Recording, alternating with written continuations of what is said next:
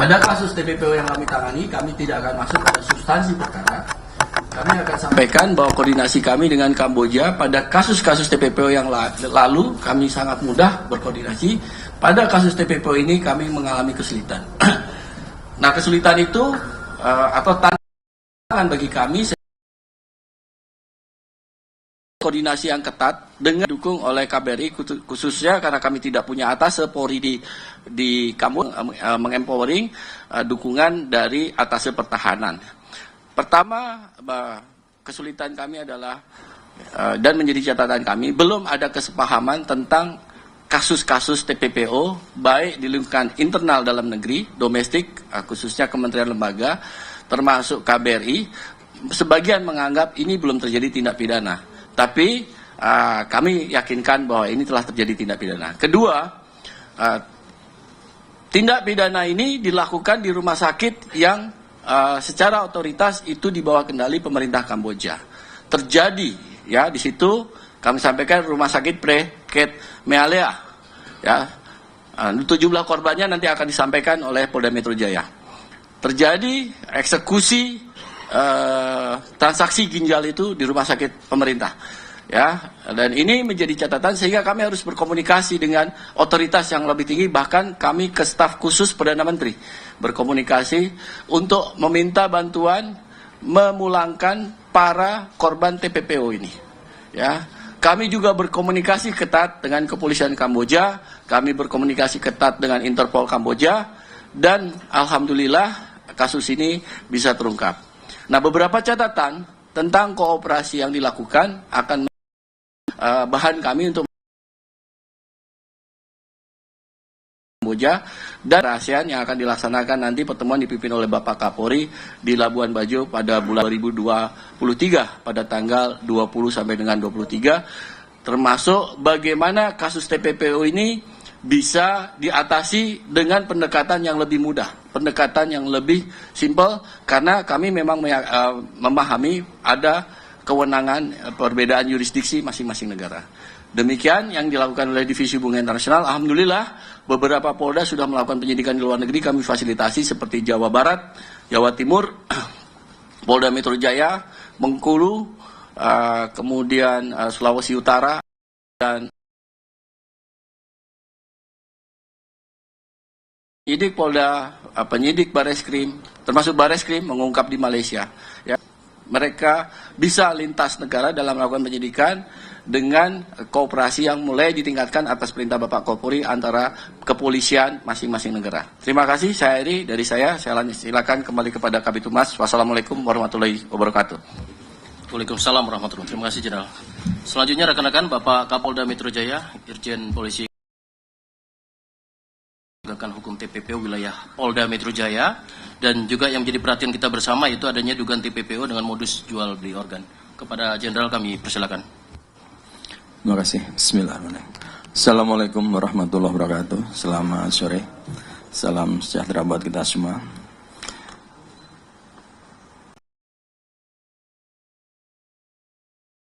Kabar Eskrim Polri, Wahyu Widada MPil, yang saya hormati Kadif Hubinter Polri, Irjen Pol Krisnamurti, SIK MSI, yang saya hormati PLT Sekjen Kemensos RI, Bapak Robin Diko, yang saya hormati Dirti Bidum, Bareskrim Polri, Brigjen Pol Juandani, yang RI, Bapak Ahmad Bayhaki, yang saya hormati di korban bencana dan kedaruratan Kemensos RI, Bapak Rahmat Kusno, pejabat utama Polda Metro Jaya, serta rekan-rekan jurnalis yang saya cintai dan saya banggakan. Pada sore ini, pertama sekali kami mengucapkan terima kasih kepada Bapak Kabar Eskrim, Bapak Kadif Hubinter, Bapak Direktur Tibidum, dan pihak-pihak kementerian, lembaga, dan seluruh tim berkenan hadir pada kesempatan ini.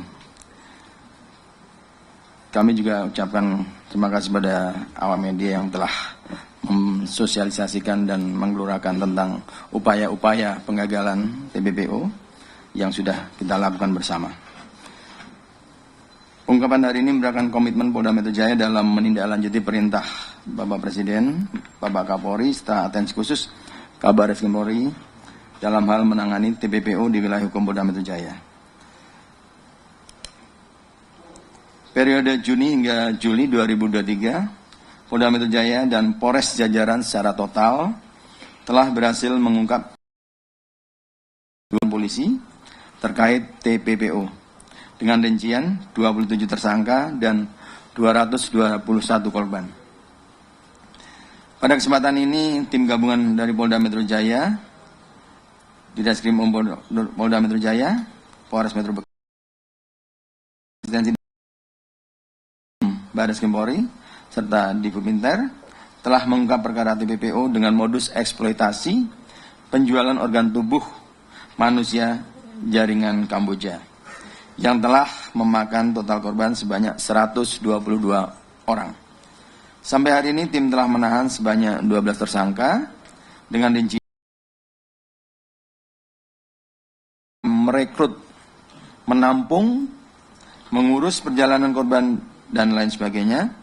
1 tersangka sindikat jaringan luar negeri yang menghubungkan korban dengan rumah sakit di Kamboja. 2 tersangka di luar sindikat, yaitu dari oknum, ya, instansi Polri ada.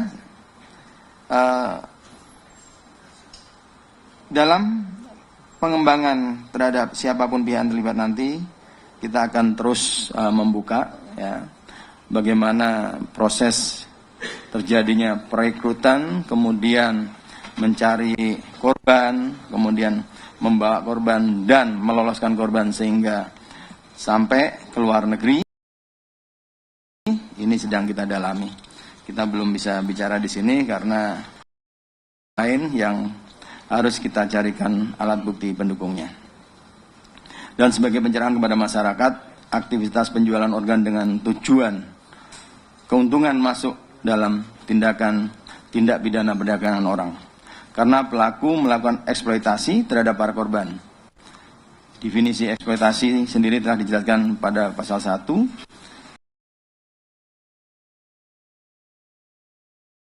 Dengan atau tanpa persetujuan korban yang meliputi, tetapi tidak terbatas pada pelacuran, kerja atau pelayanan paksa, perbudakan atau praktek serupa perbudakan, penindasan, pemerasan, pemanfaatan fisik, seksual,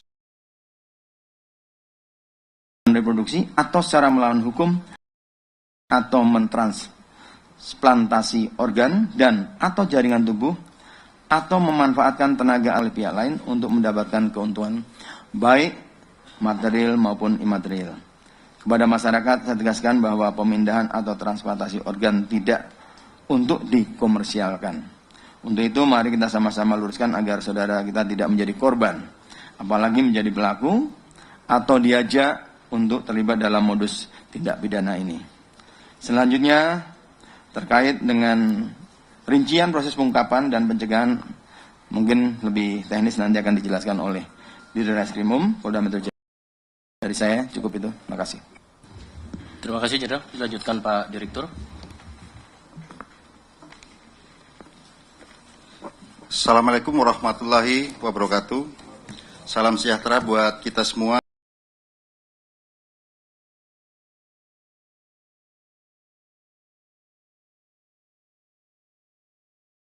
Yang kami hormati Kadifubinter, yang kami hormati Bapak Kapolda Metro Jaya, yang kami hormati para narasumber dari Kementerian, serta hadirin sekalian yang kami muliakan. Pada kesempatan ini saya akan memaparkan secara singkat dan detail tentang pengungkapan kasus sindikat perdagangan orang, khususnya jual beli ginjal secara ilegal ini. Kami perlu sampaikan bahwa tindak pidana saat ini yaitu terkait dengan tindak pidana perdagangan orang yang meliputi perekrutan, pengangkutan, penampungan, pemindahan dengan memanfaatkan posisi rentan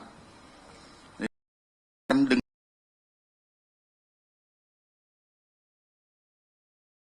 bagaimana Polda tadi, yaitu dengan jual organ dengan atau tanpa persetujuan daripada korban. Kami perlu jelaskan karena memang apa yang disampaikan oleh Bapak Kadif Ubinter tadi sedikit ketidaksepahaman tentang tindak pidana terkait dengan TPPO ini, karena khususnya ginjal dalam Undang-Undang Kesehatan itu diatur apabila ini menjual kemudian dikomersialkan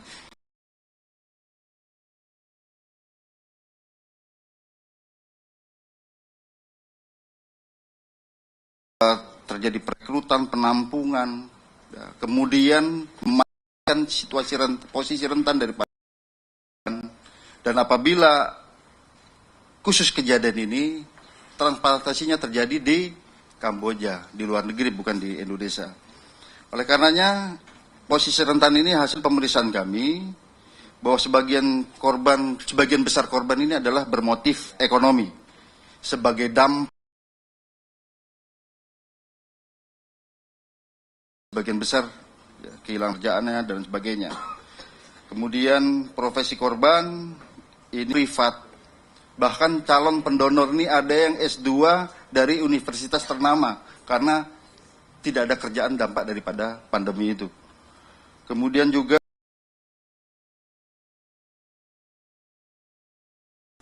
buruh security manfaatkan sindikat ataupun jaringan ini. Kemudian dalam operasi ini tim gabungan, dalam hal ini Polda Metro Jaya, kemudian di bawah asistensi dan di backup dari Ditpidum Barreskrim Polri, telah menetapkan 12 tersangka. Dan dari 12 tersangka ini, 10 merupakan bagian daripada sindikat, di mana dari 10 ini 9 adalah mantan pendonor. Kemudian ini ada keseluruhan atas nama hubungan Indonesia ini atas nama Septian. Kemudian khusus yang melayani yang di Kamboja menghubungkan dengan rumah sakit, menjemput. Kita tangkap juga yang kami ke Kamboja. Kami tangkap atas nama Lukman, kita tangkap, dan 7 orang yang mengurus paspor, akomodasi, dan lain sebagainya. Dan kemudian dua tersangka ini bukan termasuk dalam bagian atas nama Aibda M. Ya, ini anggota berusaha mencegah, merintangi baik langsung maupun secara tidak langsung proses penyidikan yang dilakukan oleh tim gabungan. Membuang HP, menghindari pengejaran dari pihak kepolisian, dan juga yang bersangkutan menerima uang sejumlah 612 juta. Ini menipu pelaku-pelaku ini yang menyatakan bahwa yang bersangkutan bisa mengurus agar tidak dilanjutkan kasusnya. Kemudian 1 orang tersangka ini dari oknum imigrasi. AH dikenakan pada pasal 2 dan pasal junto pasal 8 Undang-Undang Nomor 21 Tahun 2007, yaitu setiap penyelenggara negara yang menyalahgunakan kekuasaan yang mengakibatkan terjadinya tindak pidana perdagangan orang. Ya, ini ancamannya ditambah sepertiga kalau penyelenggara negara di sini daripada pasal-pasal pokok.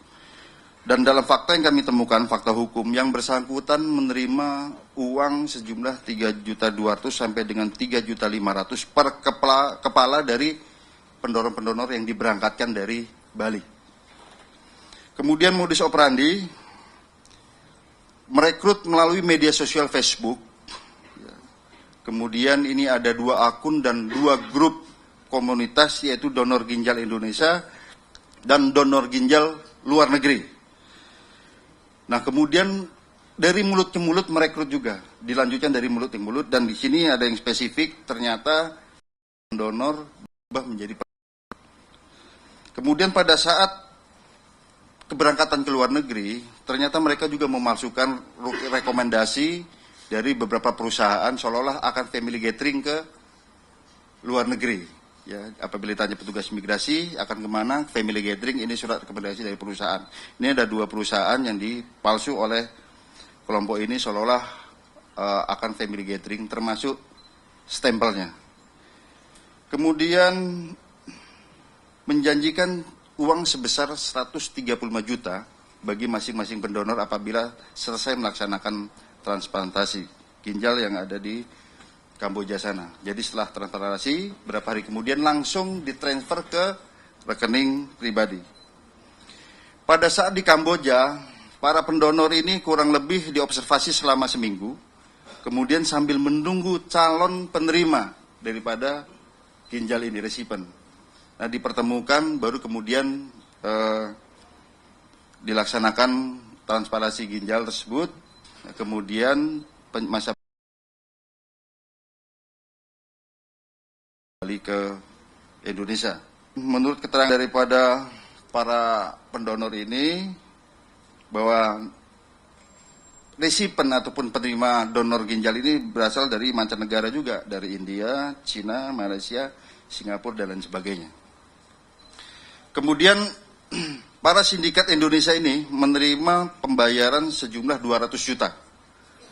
Nah, 135 juta ini dibayarkan kepada pendonor, sedangkan para sindikat ini menerima 65 juta per orang.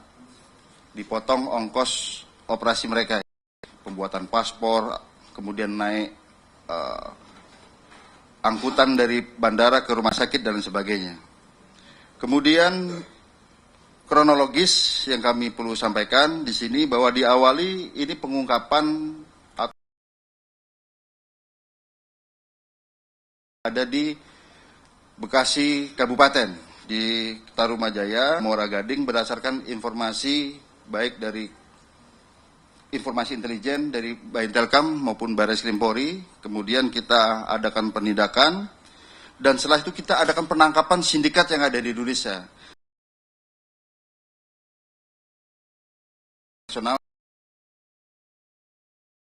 Istilah transnational organized crime, ya.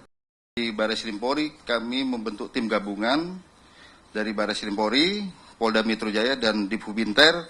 Kami berusaha untuk menyelamatkan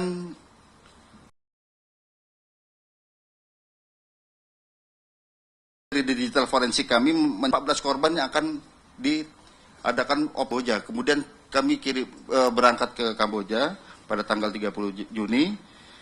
Tim lengkap dari Barreskrim, kemudian Polda Metro Jaya, dan juga Kubinter. Namun ternyata di sana terhalang oleh adanya birokrasi selama kurang lebih 2 minggu sana. Ternyata ini tercium oleh sindikat, kemudian mereka langsung segera keluar dari rumah sakit, jalan darat menuju Vietnam, Bali. Nah, namun sindikat ini setelah sampai ke Indonesia, tim kembali ke Jakarta, langsung kami tangkap di Surabaya. Kita tangkap tersangka yang ada di sana yang mengkoordinir yang ada di Kamboja, sudah kita tangkap. Kemudian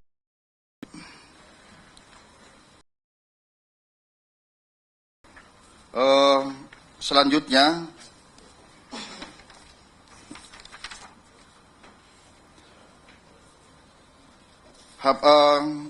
yang menjadi hambatan selama kami melaksanakan operasi ini, sebagaimana disebutkan Kadif Binter tadi, memang itu tidak ada kesepahaman tentang tindak pidana perdagangan orang ini. Ya. Apalagi di luar negeri juga, di Kamboja dinyatakan bahwa ini belum tentu sama ya dengan tindak pidana yang ada di sana. Padahal ini sebenarnya adalah double criminality. Di sana juga merupakan perbuatan melawan hukum pidana, karena pada tahun 2014 ini juga pernah diadakan penindakan di rumah sakit ini dan ditangkap para petinggi yang ada di Kamboja sana. Kemudian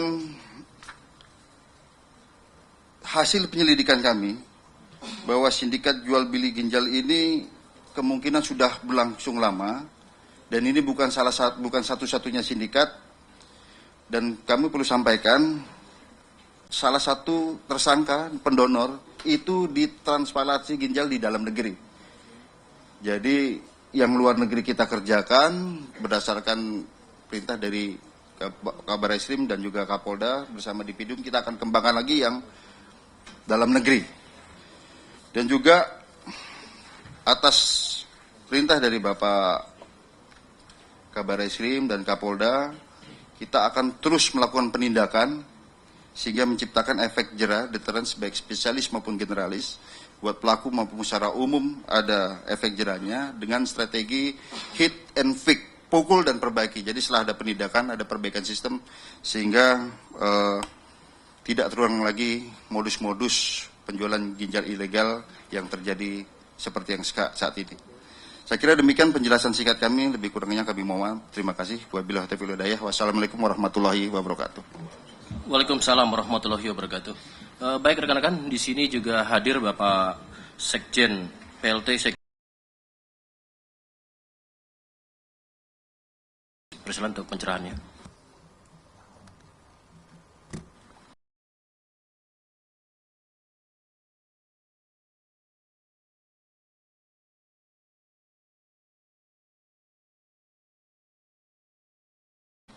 Selamat sore dan salam sejahtera untuk kita semuanya.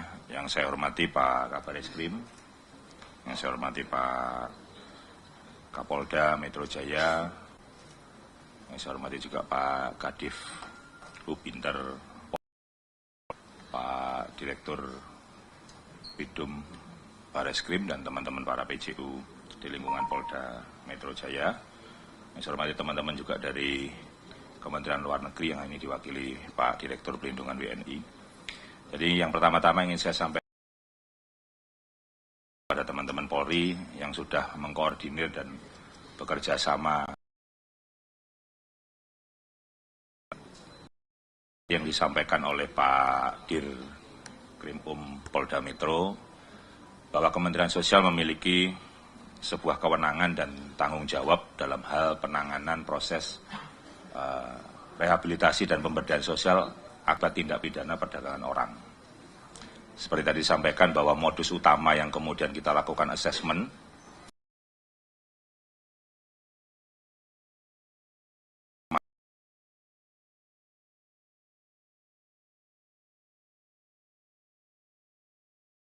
bukan penanganan di balai maupun sentra kami yang ada di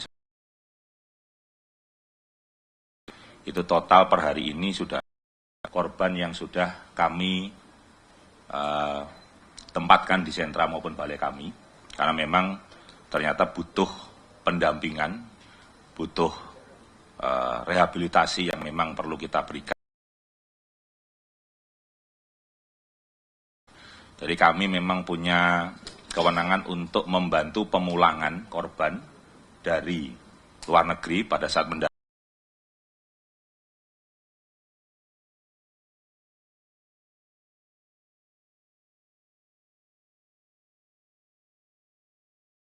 kemudian yang bersangkutan kemudian kami juga tampung sementara ini sampai hari ini di balai-balai dan sentra yang ada di tempat kami di seluruh Indonesia. Ada 37 balai dan sentra.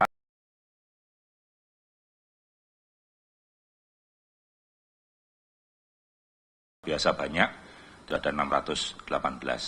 Kami juga menyelesaikan beberapa permasalahan, antara lain kita juga menyelesaikan pembayaran hutang, kemudian kita melakukan proses pemberdayaan kewirausahaan, karena memang rata-rata semuanya terjebak dalam proses iming-iming uang untuk kemudian menjual organ tubuhnya, dan juga ada yang terjerat permasalahan hutang.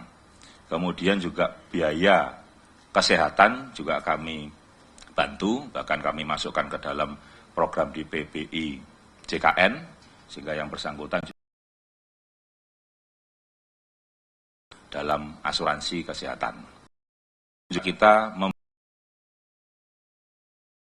rata-rata juga memang selain tadi sudah menjual harta benda untuk dan hutang tadi, juga kita berikan bantuan untuk kebutuhan makannya sehari-hari. Termasuk juga begitu kita tahu masuk asesmennya yang bersangkutan memang keluarga memang miskin.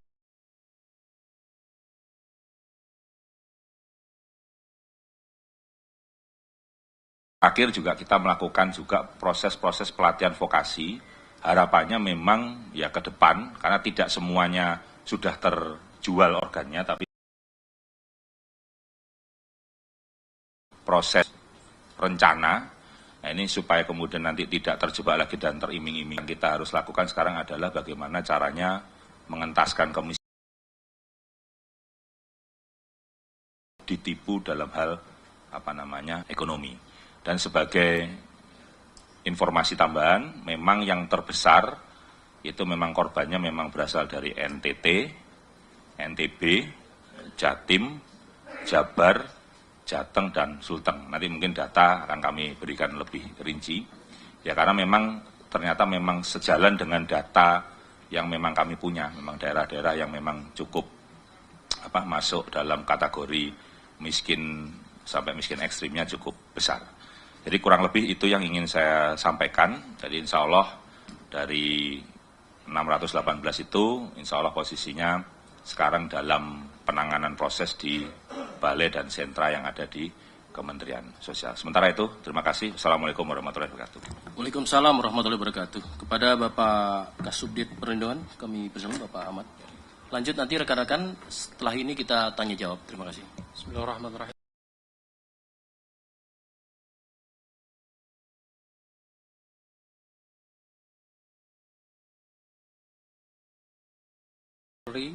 Yang terhormat Bapak Kadif Hubinter, yang terhormat Bapak Kapolda Metro, yang terhormat Bapak Dirpidum Bareskrim Polri, Bapak PLT Sekjen Kemensos, beserta seluruh rekan-rekan media yang kami hormati. Kementerian Luar Negeri mungkin ingin apa yang sudah oleh para narasumber.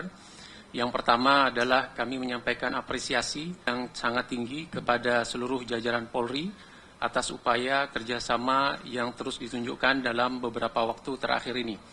Tentu hal tersebut merupakan sinyal yang baik bagi kita semua bahwa negara telah hadir dan juga menunjukkan bahwa ada komitmen yang kuat dari negara untuk menghadirkan rasa aman, rasa nyaman bagi warga negara Indonesia. Yang kedua, rekan-rekan media, kami ingin menyampaikan bahwa Kementerian Luar Negeri dalam 2 tahun terakhir ini, dari tahun 2021 hingga 2022, mencatat adanya peningkatan yang cukup tinggi terkait dengan korban TPPO yang ada di luar negeri. Tentu catatan dari rekan-rekan di Polri akan lebih banyak karena ada TPPO juga di dalam negeri. Oleh karena itu, hal tersebut untuk menggambarkan ada kenaikan sekitar 100% lebih. Hal itu memberikan gambaran yang cukup kepada kita semua bahwa kasus TPPO ini memerlukan atensi, perlu kerjasama yang kuat antar instansi, antar kementerian, antar lembaga. Baik dimulai dari saat pencegahan, kemudian pada saat penanganan kasus tersebut, pemulangan, dan sampai penindakan hukum bagi orang-orang yang terlibat. Bapak Ibu, yang terakhir, mungkin kami dari Kementerian Luar Negeri ingin menyampaikan kepada rekan-rekan media bahwa dalam Undang-Undang TPPO pada pasal 60 ada keterlibatan masyarakat. Oleh karena itu kami ingin mengajak pada masyarakat untuk buka mata dan buka telinga untuk turut serta melakukan pencegahan tindak pidana perdagangan orang. Tentu dilakukan dengan bertanggung jawab dan juga dilakukan dalam koridor-koridor hukum yang baik. Bapak Ibu, kami ingin menyampaikan dalam beberapa korban yang kita catat memang cukup tinggi karena ketidaktahuan masyarakat. Oleh karena itu kita mengharapkan rekan-rekan media ikut turut serta dalam public awareness campaign untuk mencegah tindak pidana perdagangan orang ini untuk terjadi kembali. Demikian mungkin Bapak Ibu dari kami dari Kementerian Luar Negeri. Assalamualaikum warahmatullahi wabarakatuh. Media, kami persilakan pada sesi ini untuk tanya jawab. Apabila ada yang mau ditanyakan, silakan. Cukup jelas ya, dengarkan. 1, Pak Ilham. Berita 1. Silakan langsung dipertanyakan. Pak Dir, ini Pak, ini kan kasus jual beli ginjal kan diawali dari ini Pak ya, medsos, Facebook itu. Nah, apakah Facebook itu jadi laporan jadi awal laporan warga untuk mengusut kasus tersebut, dan apakah pengelola akun-akun Facebook ini merupakan jaringan internasional, Pak? Terima kasih. kepada Pak Direktur, kami persilakan. Jadi kami sudah menangkap seluruh tersangka termasuk pemilik akun. Jadi ada 2 akun dan grup Facebook, itu pertama donor ginjal luar negeri dan donor ginjal Indonesia. Nah ini yang merekrut pendonor-pendonor, kemudian mereka melakukan inbox, ya, private messenger melalui Facebook gitu, dan kemudian dilanjutkan, kemudian direkrut. Untuk sementara korban yang sudah kita detik adalah 122 orang. Dan ini saya yakin masih ada lagi, oleh karenanya arahan dari Bapak Kabar Eskrim, Kapolda, kita akan menindaklanjuti, mengembangkan sindikat-sindikat di luar sindikat daripada kelompok H ini.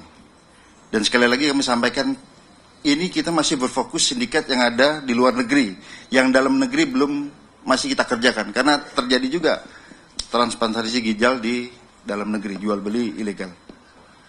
Mungkin prosedur yang lebih jelas dari kedokteran yang menjelaskan bagaimana prosedur tentang transplantasi ginjal itu yang legal.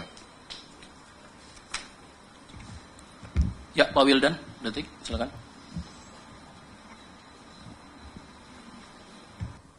Izin Pak, saya Wildan Afiansa dari Detikom.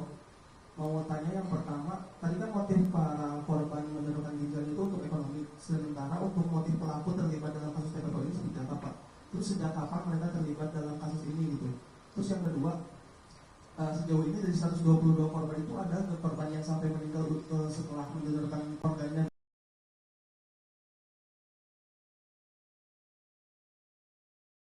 Tidak selanjutnya. Terima kasih banyak. Baik, pertanyaannya teknis, Pak Direktur, mau menjawab silakan. Jadi untuk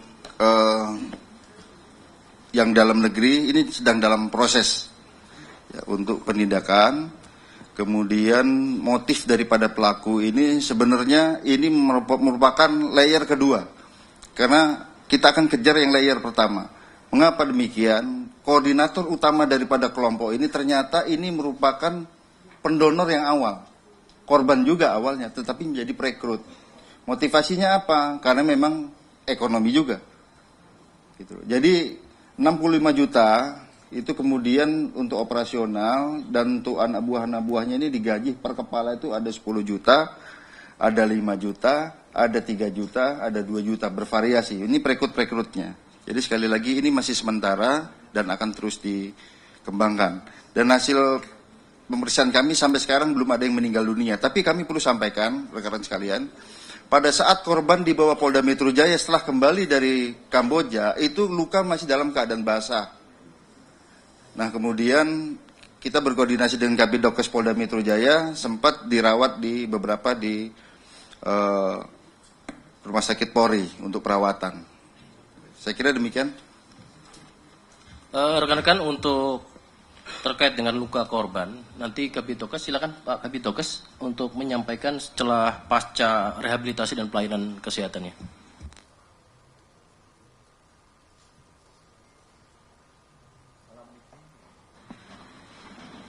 Assalamualaikum warahmatullahi wabarakatuh. Yang terhormat Bapak Kabar Eskrim, yang terhormat Bapak Kadif Buminter, Bapak Kapolda Metro Jaya, dan hadirin sekalian, rekan wartawan. Jadi sampai bulan Juni kemarin kami sudah melaksanakan pemeriksaan 6 pasien, dan dengan adanya pasien tersebut kami sudah melaksanakan Rumah Sakit Sukanto bersama dengan Bidokes Polda Metro Jaya membentuk tim untuk menangani pasien TPPO ini. Salah satu anggota timnya adalah Dr. Arfi ini yang spesialis forensik. Kemudian dari 6 pasien tersebut dilakukan pemeriksaan medis secara lengkap, pemeriksaan laboratorium, kemudian ronsen dada dan CT scan abdomen. Dari 6 kanan sudah diambil dan 5 ginjal yang kiri. Kami melaksanakan pendampingan dan rehabilitasi serta layanan kesehatan pada semua pasien yang nanti tadi sampaikan 112, kami akan melakukan pendampingan pada seluruh pasien tersebut. Dan perlu sampaikan bahwa dari 6 pasien tersebut tidak ada organ lain yang diambil, jadi hanya ginjal saja. Terima kasih. Assalamualaikum warahmatullahi wabarakatuh. Terima kasih Pak Kabitokes. Cukup, rekan-rekan?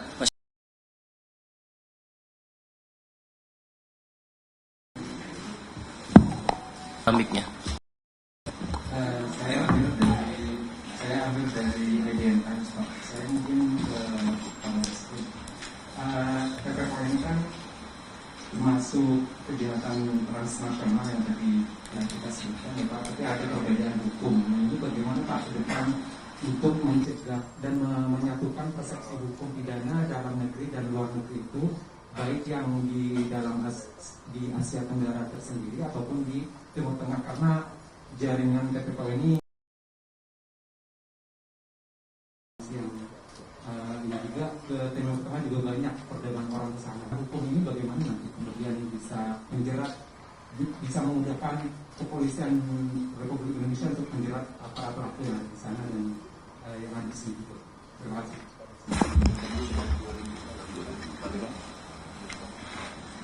Ya, terima kasih.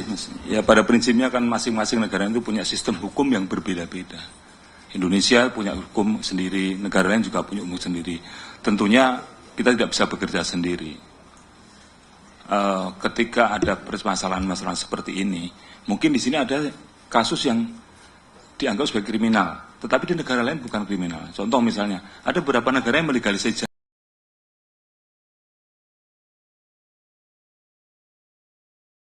apa orang yang pakai di sana terus kita tangkap, kan nggak bisa juga. Nah, tetapi ketika ada orang yang menyelundupkan seperti kejadian seperti ini, di satu sisi menghargai dan menghormati sistem hukum yang ada, tetapi secara internasional ada juga konvensi PBB yang bisa kita ambil.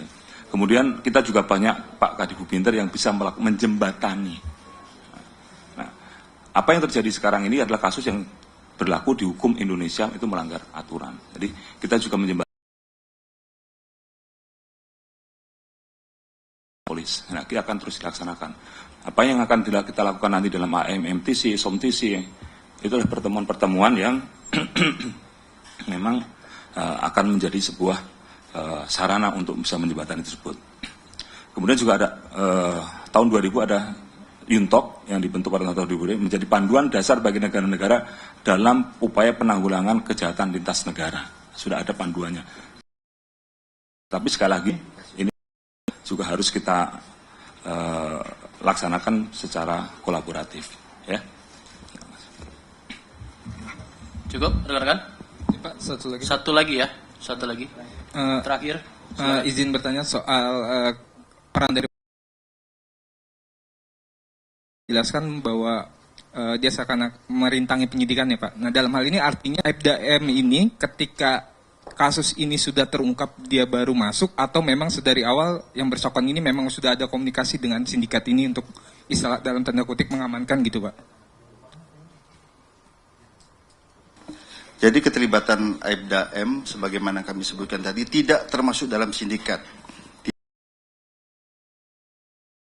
Terjadinya ini kemudian diadakan ini ya, menyatakan bahwa yang bersangkutan bisa membantu ya, kemudian dikirimkan uang sejumlah 612 juta, kemudian untuk menghindari kejaran petugas, HP suruh ganti, SIM card suruh ganti,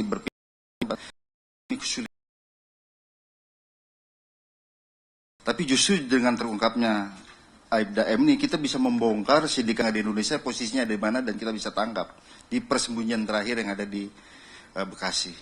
Demikian. Cukup rekan-rekan, terima kasih atas perhatian rekan-rekan. Kami